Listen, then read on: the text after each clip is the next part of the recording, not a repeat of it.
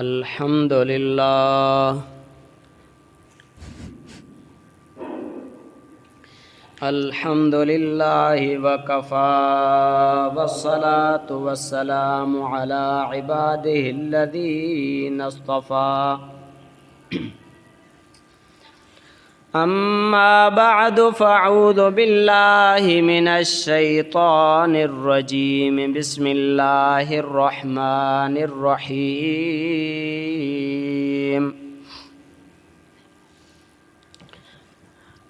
क़ाल अल्लाहु तबारक व तआला फ़िल क़ुरआनिल मजीद वल फ़ुरक़ानिल हमीद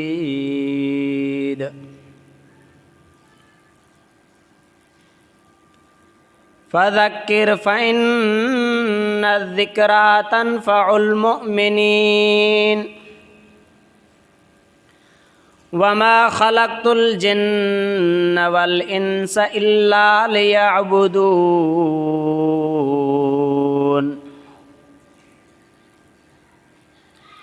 मा उरीदु मिन्हुम मिर रिज़्क़िन वमा उरीदु अन युतइमून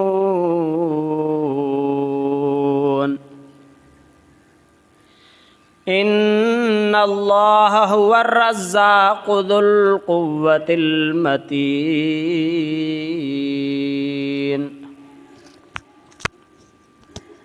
वक़ाल अन्नबिय्यु सल्लल्लाहु अलैहि वसल्लम फ़ुतिहत फ़ीहि अब्वाबुस समाइ व ग़ुल्लिक़त फ़ीहि अब्वाबुन नार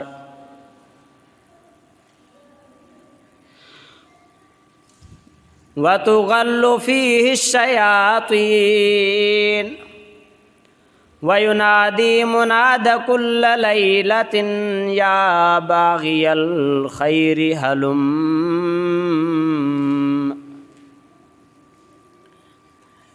या बाग़ियल खैरि हलुम या बाग़ियश शर्रि अक़सिर वक़ाल अन्नबिय्यु सल्लल्लाहु अलैहि वसल्लम हाज़ा शहरुम मुबारक सदक़ल्लाहुल अज़ीम व सदक़ रसूलुहुन नबियुन करीम व नहनु अला ज़ालिका लमिनश शाहिदीन वश्शाकिरीन वल्हम्दुलिल्लाहि रब्बिल आलमीन। सलात शरीफ सब पढ़ो। अल्लाहुम्मा सल्लि अला सय्यदिना व मौलाना मुहम्मदिन व बारिक व सल्लिम। मुझे अज़ीज़ान गिरामी भाइरो ऐं दोस्तो,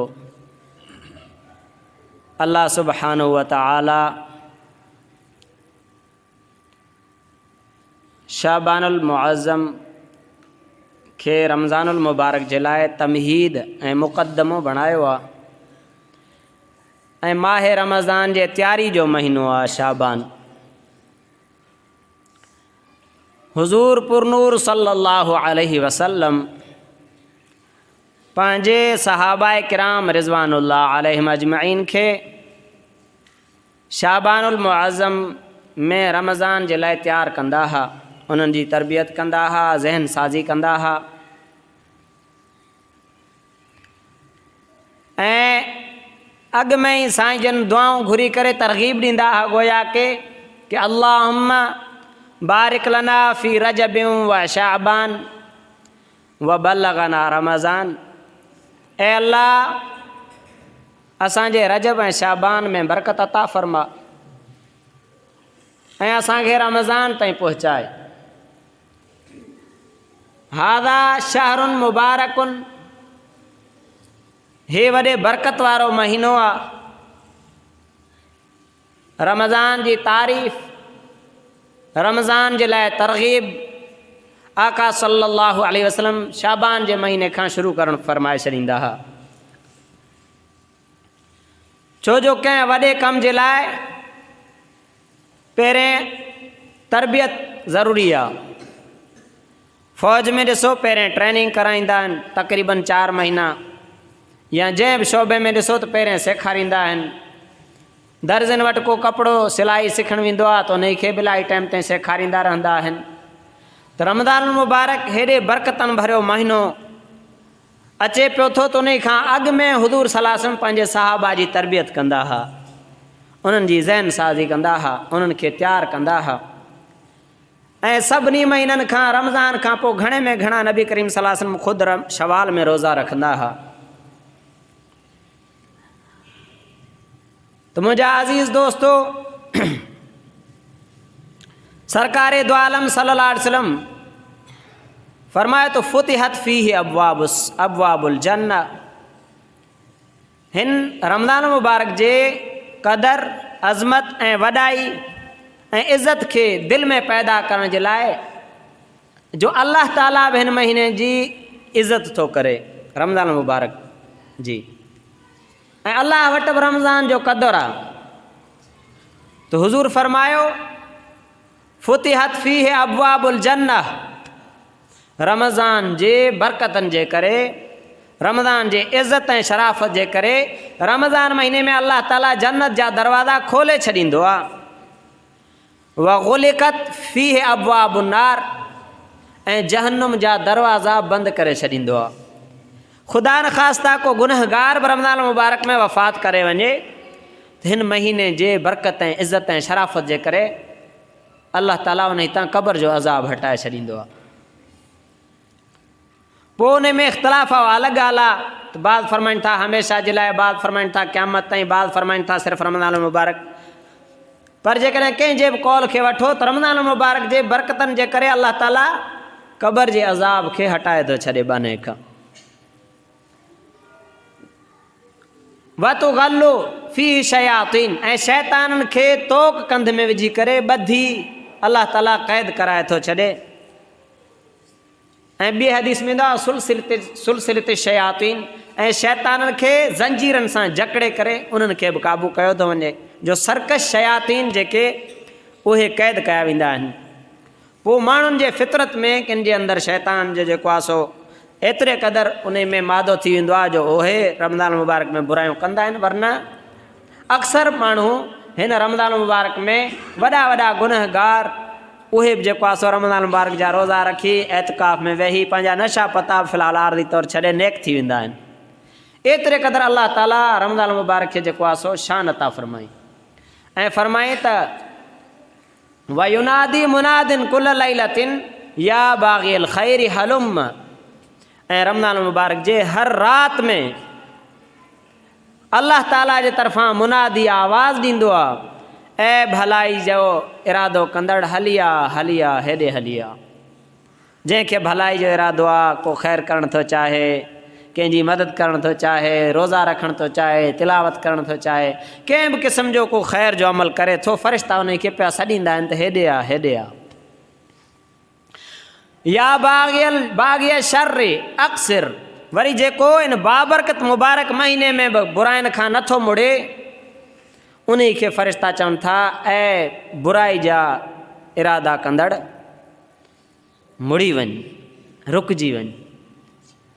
अल्लाह ख़ुदि हिन महीने जो जेको आहे सो क़दुरु थो करे, इन महीने में बि बुराइनि खां कोन थो मुड़े, उन खे फ़रिश्ता बि मना था कनि त रुकिजी वञ रुकिजी वञ। माना केॾो पंहिंजे मथां ज़ुल्म थो करे जो फ़रिश्ता बि उन खे रोकनि था त ऐं बुराई जे इरादा करण वारा, बुराई जे सोच रखण वारा, तूं इन महीने में तूं मुड़ी वञ। त अल्लाह ताला असांखे हिन मुबारक महीने जे लाइ जज़्बो पैदा फ़रमाए त असां बि पंहिंजे आमाल जे लाइ पंहिंजो ज़हन ठाहियूं हींअर खां ई। करिणो छा आहे हिन मुबारक महीने में अल्लाह ताला असांखे जंहिं मक़सद जे लाइ पैदा कयो आहे उन मक़सद ॾे अचिणो आहे।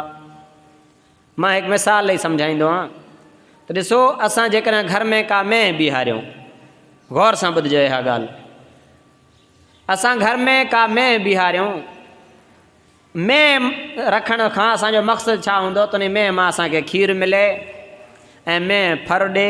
इहो फ़ाइदो हूंदो आहे न मेंह जो, खीरु ॾे ऐं फर ॾे।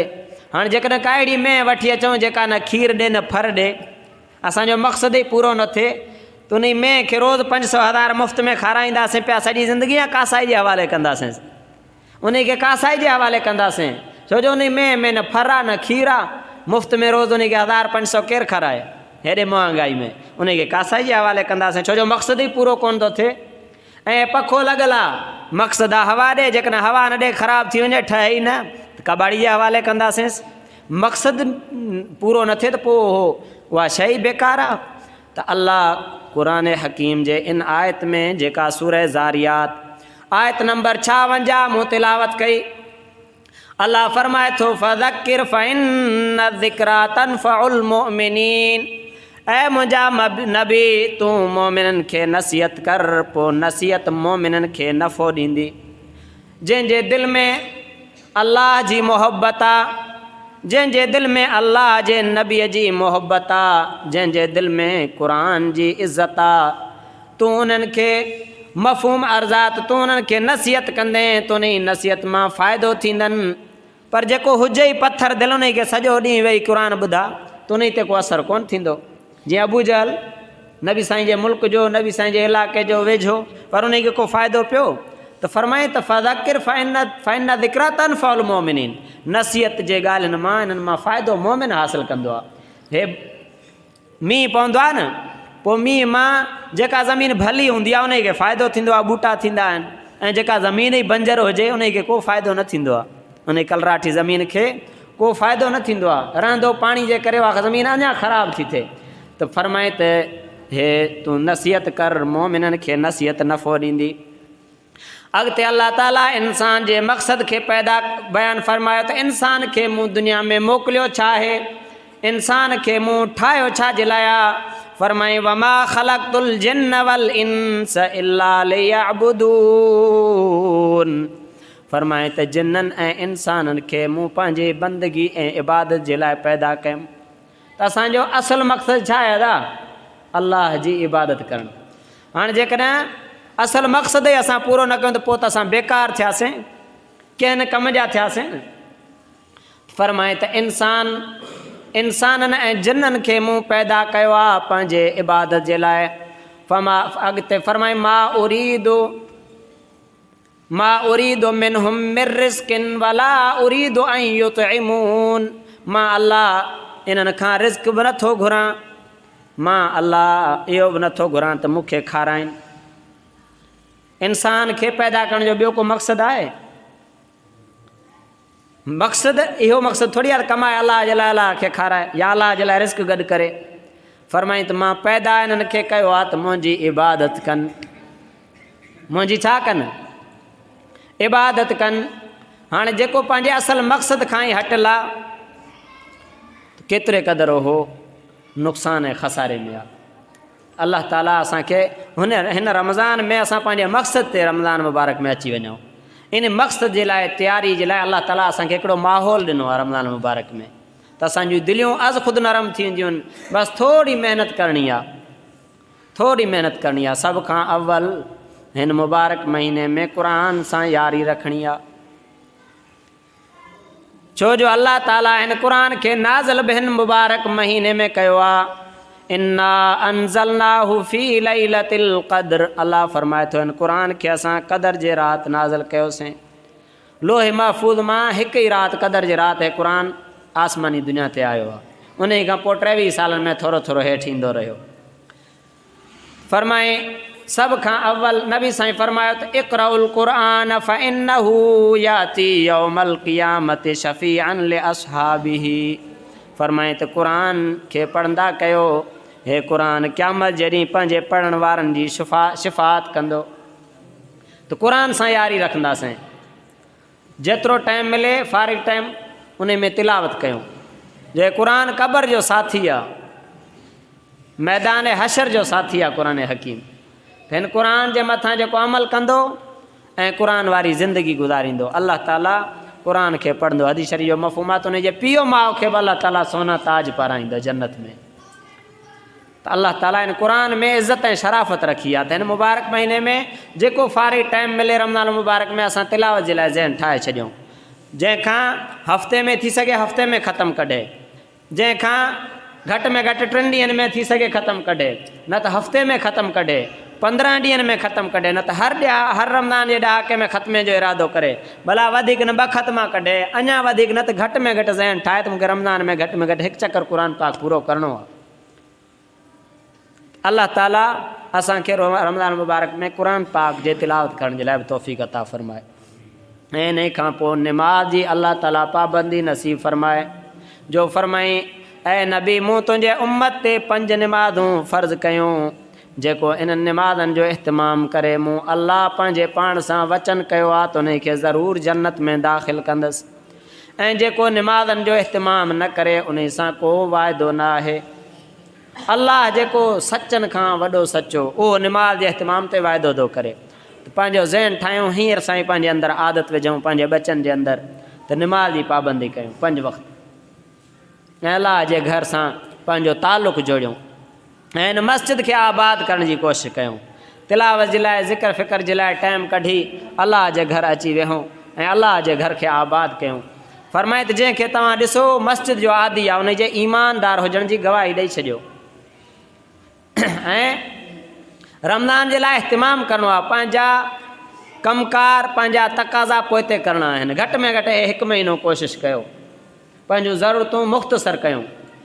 रमज़ान खां अॻु में जेका ज़रूरी ख़रीदारी आहे उहा अॻु में कयूं, ऐं रमज़ान जे इस्तक़बाल जे लाइ पंहिंजो पाण खे ख़रीद कयूं। सम्झो पंहिंजा कमकार ॿियनि जे हवाले करे, ज़िमेदारियूं कुझु पैसो ख़र्च करे ॿियनि खे ईअं ॾेई कोशिशि करे, जिन खे अल्लाह ताला आसूदो कयो आहे उहे पंहिंजे पाण खे हिन मुबारक महीने जे लाइ ख़रीद कयो, पंहिंजे वक़्त खे ख़रीद कयो, पाण खे आज़ादु कयो इबादत जे लाइ, त जीअं इबादत जो जेको आहे सो असांजे अंदरि शौक़ु पैदा थी वञे। ऐं उन खां पोइ तस्बीह सलासा जो बि इहतमाम कयूं। 100 चकर अस्तगफिरुल्लाह रब्बी अस्तगफिरुल्लाह रब्बी मुकमल आहे, वा अतूबु इलैहि, त ईअं पूरो पढ़ूं त बि ठीकु आहे। अस्तगफिरुल्लाह रब्बी मिन कुल्लि ज़ंबिन वा अतूबु इलैहि। फ़रमाए त जेको इस्तग़फ़ार करे अल्लाह ताला उन जे लाइ हर जेको आहे सो गुनाह खे माफ़ करे थो छॾे। ऐं काफ़ी इस्तग़फ़ार जा कलिमात अहिड़ा आहिनि, अस्तग़फिरुल्लाह अल्लज़ी ला इलाहा इल्ला हुवर रहमानुर रहीम। उन्हनि जेके बि कलिमात इस्तग़फ़ार जा हुजनि उन्हनि सां इस्तग़फ़ार कयूं ऐं दुरूद शरीफ़ कसरत सां पढ़ूं। नबी सल्लल्लाहु अलैहि वसल्लम फ़रमायो त क़यामत जॾहिं वधि में वधि वेझो मूंखे उहो हूंदो जेको मूं ते कसरत सां दुरूद पढ़े थो। त कसरत सां दुरूद पढ़ूं, दुरूद जे करे अल्लाह ताला जूं रहमतूं नाज़िल थींदियूं आहिनि। जेको 1 चकर दुरूद पढ़ंदो आहे अल्लाह ताला उन ते नबी सल्लल्लाहु अलैहि वसल्लम फ़रमायो त 10 दफ़ा पंहिंजी रहमत नाज़िल फ़रमाईंदो आहे। त दुरूद ऐं 3 कलमे जो विर्द कयूं, सुबहान अल्लाह वल्हम्दुलिल्लाह वला इलाहा इल्लल्लाहु वल्लाहु अकबर वला हौल वला कुव्वत इल्ला बिल्लाहिल अलिय्यिल अज़ीम। इन जे जन्नत जे लाइ सम्झो असां पंहिंजा पौधा पिया था हणूं, जन्नत में महलात ऐं माड़ियूं ठाहे उन खे सींगारियूं पिया था। त इन्हनि कलिमात जो जेको आहे सो उन्हनि जो बि इहतमाम कयूं। ऐं ॿिए नंबर में जेके ताजर हज़रात आहिनि उहे ख़ुसूसन ॿुधी छॾनि। नबी सल्लल्लाहु अलैहि वसल्लम फ़रमायो, हदीस शरीफ़ जो मफ़हूम आहे, अताजिरु सुद्दूक़ु मा नबिय्यिन व सिद्दीक़ीन। जेके सचा ताजर हूंदा उहे क़यामत जॾहिं नबियनि सां गॾु ऐं सिद्दीक़नि सां गॾु हूंदा। त जेके ताजर हज़रात आहिनि पंहिंजे कारोबार में, पंहिंजे धंधे में कूड़ वग़ैरह खे छॾे ॾियनि। घटि में घटि हीउ महीनो पाण खे बचाइनि। हू त सॼी ज़िंदगी जे लाइ, पर हिन महीने में ट्रेनिंग कनि, मश्क कनि। सॼो महीनो तिजारत में, कारोबार में, वापार में कूड़ न आहे ॻाल्हाइणो। छो जो नबी सल्लल्लाहु अलैहि वसल्लम में हदीस शरीफ़ जो मफ़हूम आहे, बल्कि हदीस शरीफ़ जा अल्फाज़ आहिनि, मम लम यदा क़ौल ज़ूर वल अमल बिही फलैस लिल्लाहिल हाजतु अन यदा तआमहु व शराबहु। हुज़ूर फ़रमाए जेको कूड़ खे न छॾे ऐं कूड़ सां धंधे खे न छॾे त उन जी अल्लाह ताला खे हाजत ज़रूरत न आहे जो पंहिंजे खाधे पीते खे छॾे ॾे। माना रोज़े जे करे खाधो पीतो छॾियईं, पर जे कूड़ न छॾियईं त बि कुझु कोन कयईं। इन जे लाइ रोज़े सां गॾु जीअं खाधो पीतो हराम आहे त कूड़ बि हराम आहे, हूअं ई हराम आहे पर रोज़े में बि हराम आहे। इन जे लाइ पंहिंजे धंधे में, कारोबार में कूड़ खां तौबा करे कूड़ जे वेझो न वञूं। ऐं रमज़ान में कोशिशि करे शयूं महांगियूं न कयूं, जेतिरे क़दुरु थी सघे रमज़ान में सस्ताण कयूं। ख़ुसूसन जेके अशिया रोज़ायतनि खे इस्तेमाल में आहिनि उन्हनि जो जेको आहे सो, ऐं जेके आसूदा आहिनि उहे कोशिशि कयो त पाण बि रोज़ा रखो, ग़रीबनि मिसकिननि खे रखारायो बि सही। हिकिड़े हदीस शरीफ़ जो मफ़हूम आहे त जेको कंहिंखे रोज़ो थो रखाए उन जे लाइ बि ओतिरो ई अजर आहे बजाए इन जो उनजे सवाब खां कमी थिए उनजे सवाब में बि का कमी न ईंदी पर रोज़े रखाइण वारे खे अलाह पंहिंजे तरफ़ां रोज़ेदार जेतिरो सवाब अता फ़रमाईंदो। साहब अर्ज़ कयो या रसूल अल्लाह असां मां हर एक खे एतिरी ताक़त न आहे जो कंहिंखे रोज़ा खोलराए। त हुज़ूर फरमायो हदीस शरीफ़ जो मफ़हूम आहे ज़रूरी न आहे कंहिंखे पेट भरे खाराए, लस्सी जे ढुक सां पाणी जे ढुक सां कंहिंखे रोज़ो खोलराए, खजी जे गड़ी सां कंहिंखे रोज़ो खोलराए त बि अलाह ताला उन ते एतिरो अजुर रखियो आहे। त इन जे लाइ असां इहतमाम कयूं त जेको आहे सो जेके सफ़ेद पोश असांजे मुआशिरे में कुझु अहिड़ा माण्हू हूंदा आहिनि जेके ज़रूरत जे इज़हार करे कंहिंखां घुरंदा आहिनि ऐं काफ़ी अहिड़ा ख़ुददार आहिनि जेके कंहिंखां सुवाल बि न कंदा आहिनि। त असां अहिड़ा माण्हू ॻोल्हे उन्हनि जी मदद कयूं रमज़ान मुबारक में ऐं मिसकीननि ओड़े पाड़े वारनि जो ख़्यालु कयूं। अल्लाह ताला असांखे तौफ़ीक़ अता फ़रमाए। माह रमज़ान अचण खां अॻु में मुकमल पंहिंजूं तयारियूं कयूं त जीअं असांखां रमज़ान मुबारक जो को हिकिड़ो लम्हो बि ज़ाया न थिए। व आख़िर दावाना अनिल हम्दुलिल्लाहि रब्बिल आलमीन।